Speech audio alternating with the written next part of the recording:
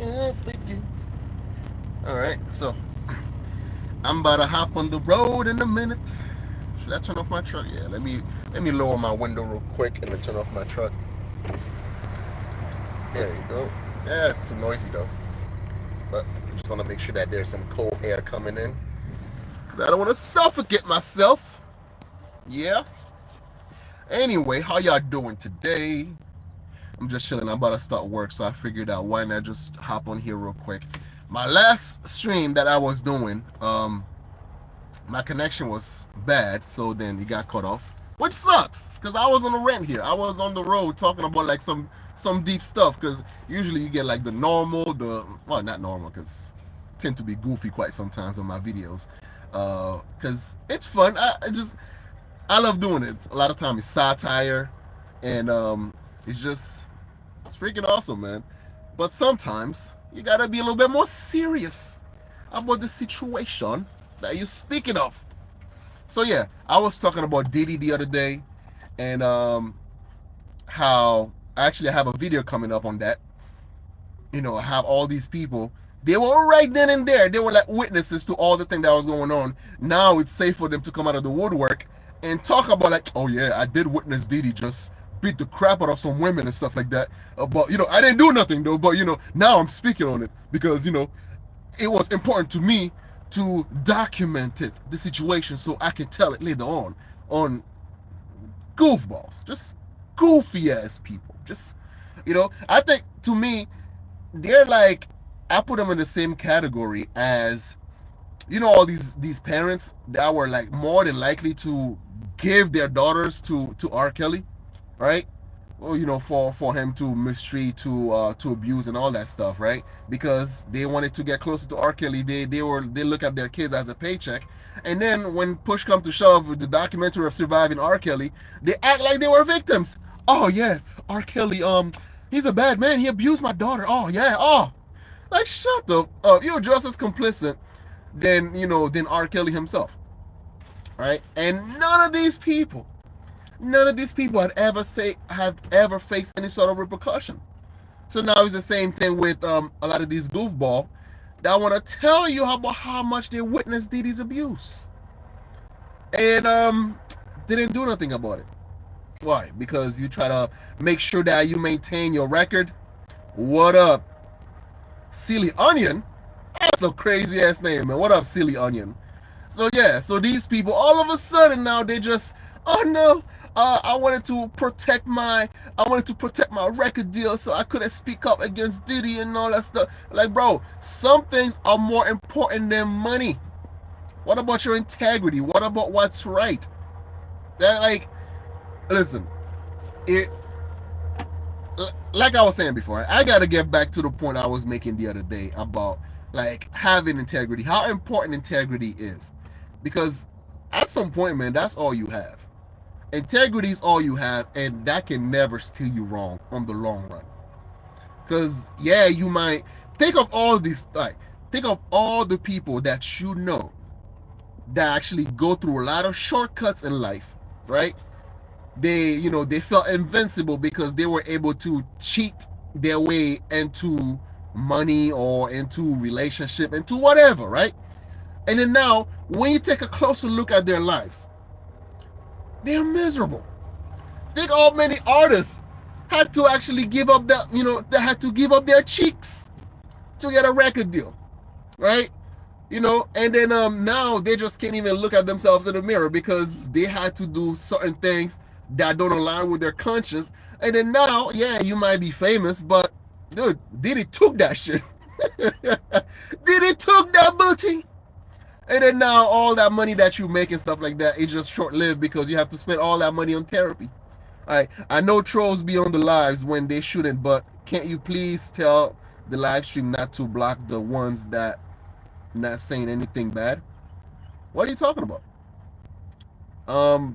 This channel doesn't have any moderators so far, but however, YouTube tend to actually block YouTube tend to actually block certain comments if they deem it inappropriate and stuff like that. I would have to manually go back afterward to actually approve those comments. So that's why sometimes you might make a comment and it doesn't appear. I don't know if that's the same in live stream as well as other when I do like regular videos and stuff like that. Silly onion. Hey, listen, I don't know who's a troll or not, but hey, I don't mind. Trolls are welcome, whoever you are. It's all good. Okay, my name is auto generated. My bad. Interesting.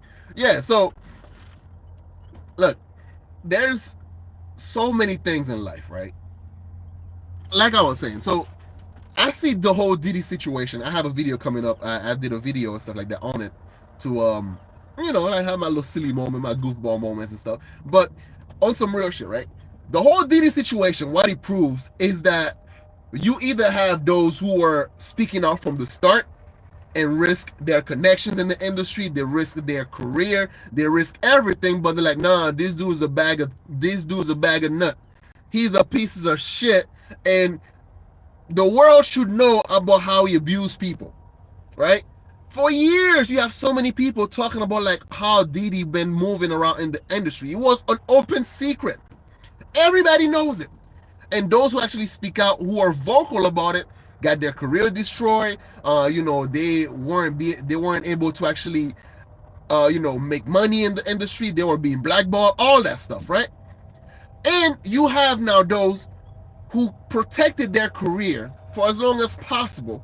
And now that it's safe to jump on bashing Diddy's bandwagon, all of a sudden they have something to say. Like, oh yeah, I witnessed Diddy just slap the crap out of his baby mama, and I didn't do anything. Oh, but I had to, I couldn't do anything at the time because I had to feed my family and stuff, so I couldn't really stand up to Diddy. And like, yeah, you're a piece of shit. You are a piece of shit. Because if you had to protect your family and all that stuff, right? So then why is it all of a sudden that making interviews, you are like all open, all vocal on social media and stuff like that with the latest scoop on how Diddy was being abusive or how you witness these things, like Diddy's bodyguard, right? Now all of a sudden he's all up in CNN trying to tell the world about Diddy's abusive how abusive Diddy was with women around him. But you work for that man for like years and on years and years. And then even after you did it, you remained silent until it was safe for you to do so. I can't respect that. I cannot respect that. I put them in the same category as these parents that were willingly giving their daughters away to R. Kelly. Same category. Because when shit hits the fan, when everybody was piling on R. Kelly, and all of a sudden now, oh yeah, R. Kelly took advantage of my daughter. Oh, R. Kelly abused my daughter.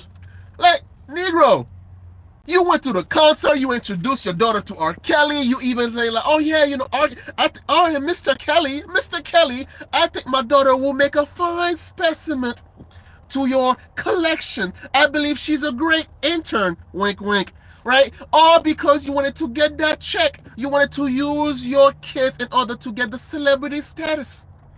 And then now, when it comes out that, yeah, actually it always come out that this dude was a piece of shit. When it was safe to badmouth the guy, all of a sudden now, you are a victim. Like, no, you are not a victim. You are an accomplice. Same thing with all these fools that now want to tell you about how abusive Diddy was. Yeah, we talking about P. Diddy. Yeah, we're talking about P. Diddy. So it's like how abusive these guys was, and all of a sudden now, oh my God, yes, you're right. I seen it with my own two eyes about what he was doing. And you didn't say anything about it? Well, what could I say? He's big and powerful. He's just, how about you remove yourself from him, right? You talk about it on social media, you blast them out or some shit like that. Oh, but I had to protect my career. I had to be friends with him, because if I let it be known that I'm on bad term with Diddy, then all of a sudden they were gonna come out for me. They will blackball me. They will do this. They will do that. And it's like, how can you look at yourself in the mirror afterward, right? Like, here's my perspective, right? Here's the difference between bravery and coward. It's not like, people who are brave don't feel fear. They do. They feel anxious. Sticking your neck out there ain't no joke, right? You don't want to be the one Didi's goon coming after and stuff like that, or being blackballed, your careers on the toilet and all that stuff. But I think the difference between the two is doing something despite your fear, doing something despite the fact that, damn, things may turn out bad for me. Like, how am I gonna do to, like, whether feed myself or feed my family? And it's like, I think, to me, what's worse is when you are in a position, right, to actually show courage. You didn't do nothing about it, and then it's just gonna continue to eat you up inside, little by little by little by little. And the more you allow it to happen, and the more it's gonna continue to fester. You're gonna start to resent yourself. And once you start to resent yourself, then you're gonna, like, the fact that you're such a coward still, you're not gonna put the blame on yourself for being a coward. No, you're gonna resent other people to make you feel like cowards. Right? It's like, think of it as, let's say, now let's switch off from Diddy. Let's talk about, let's say, someone in a bad relationship, right? Or someone that's being disrespected in their relationship. Oh, let's say men. You in a relationship, your woman don't respect you, right? And then every time she does something disrespectful, instead of actually saying something about it, you hold your tongue. You don't want to rock the boat. You go the extra mile to try to please her while she continues to be disrespectful towards you. And then that just eats your soul little at the time, little by little by little, to the point that you become like a shell of your former self. Like, and then when the woman finally done with you because there's nothing else you can give her, she dumped your ass and shit, and then you get here on Beyonce internet to talk about how much of a piece of shit that she was. Yes, you are correct. She was a piece of shit. But guess what? That piece of shit dumped you because you are now useless towards her. You left the relationship with no balls, with no integrity, with nothing but a crushed soul because you are too cowardly to stand up to your woman when she was being abusive. That's why you have all this animosity towards all these other women that had shit to do with your relationship, right? And then you just become so venomous towards the opposite sex, and then you try to like compare every other woman to your piece of shit wife or ex-wife, right? And I think, like, that's why having courage is so important. That's why it's like, you have to make sure that when someone is trying to cross the line with you or try to do things that is so screwed up, you have to say something, right? Either for yourself or for the people that you care about, or sometimes for the people you don't even know. It's hard sometimes to do it. I get it. I know. It's difficult to do it, but you would feel so much better. You would feel so much better if you actually have integrity. If you were able to say something in the moment when something's happening and something is wrong. I'm not saying, like, you should jump in every time something's wrong and be like, oh, yo, what the fuck, blah, blah, blah. No. You could do or say certain things when, like, somebody's crossing the line, right, towards you, being disrespectful towards you, towards your family, towards your loved one. And trust me, you will feel better afterward. You will feel better afterward, right? Granted, some things ain't worth the trouble. Some things ain't worth the trouble. Like somebody cut in front of you in line, somebody do something silly, be like, I'm not gonna get caught up in the nigga moment, right? These things, all right, cool. But, like, something as bad as abuse, somebody, like, clearly abusing their power, doing certain stupid shit, yeah, you gotta speak out, man. You have to speak out. There are certain things you have to be able to, like, say something about the situation and try to help out whoever is in that situation to add a better outcome at least. But yeah, anyways, thank you guys for popping through. If you haven't subscribed to this channel yet, make sure you do so. Just sub, share this video, all that good stuff. Hold on, yo, like when someone stand next to you at an empty urinal. Yo, you know what? That is funny as hell, right? Because, like, you do have people that try to get into your space, and they're doing it on purpose, or I don't know, maybe they're retarded. They don't know the concept of, like, personal space or boundaries and stuff like that. So I don't know, that never happened to me before, right? To like, let's say there's like multiple urinals and then somebody like try to take a piss right next to your shit. They're like, hey, what you got there? Nice watch. Well, you're not even wearing the watch.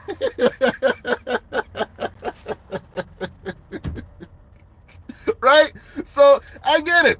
Right? And then that's when they be like, yo, what the fuck you doing, bro? Like, I mean, I know I got a big dick, but goddamn, you gotta see the shit too. Like, what the hell? That's for me and my wife's eyes only. So step away from my dick, bro. Right? Like, you don't have to, like, you just don't. Listen, sometimes people do or say silly shit just to actually get a reaction out of you. Right? There are trolls in real life. Right? There are trolls in real life. You have like, especially those reaction videos, these reaction channels, not reaction channels, but like those I think troll channels. They would go prank, yeah, there you go, prank channels. They would go try to start some shit. There's a hidden camera somewhere, but they just try to fuck with you, right? And then you just like, oh man, these are the worst because they kind of show you as the bitch that you are. It'd be like when someone's invading your personal space, but you try to be too polite to do or say something about it. It's annoying. It's annoying.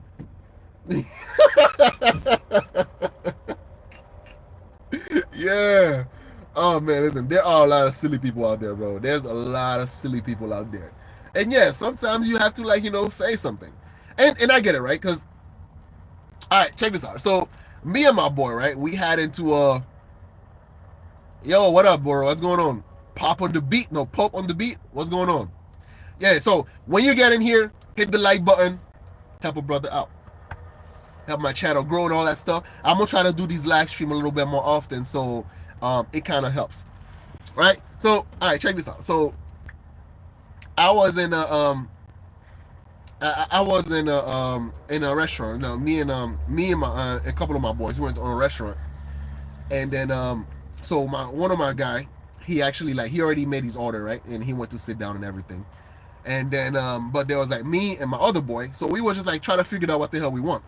And as we're trying to figure out what we want, and then some dude came through, cut in front of us, and then just order his thing real quick, and after that just step to the side and stuff, right? So me and my other boy, we weren't really paying attention, right? Because we still trying to figure out what the fuck we want. So we didn't see it as a big deal. But my other boy, based on his perspective, he just saw somebody cut in front of us. And now I was like, yo, you see this dude was like, cut in front of us, like, what the hell, and shit like that, right? And to him, he looked at it as a sign of disrespect, like, yo, this motherfucker disrespect my boys, right? He's like, my friend, he's like loyal to the core. He's the type of guy, like, he will go to war for you. And that's one of the friends that you need to have one of those motherfuckers in your corner, right? But sometimes you also have to be the voice of reason, be like, yo, bro, it's not a big deal. Don't worry about it. It's all good. Right? So in one of my friends' perspective, he looked at it as in like, yo, this motherfucker disrespect my friends. Like, what the hell, right? And but for me and for the other guy, be like, yo, listen, it was no big deal. So we kind of go back and forth a little bit to like kind of like dissolve the situation on was it enough of a quote unquote disrespect to lose your shit over, right? And these are the situation that comes with experience and that comes with, I guess, a basic understanding of not every confrontation is worth having, right? Which is, I think that's something that I need to elaborate on more about, like, when is the right time to walk away and when the right time to say something.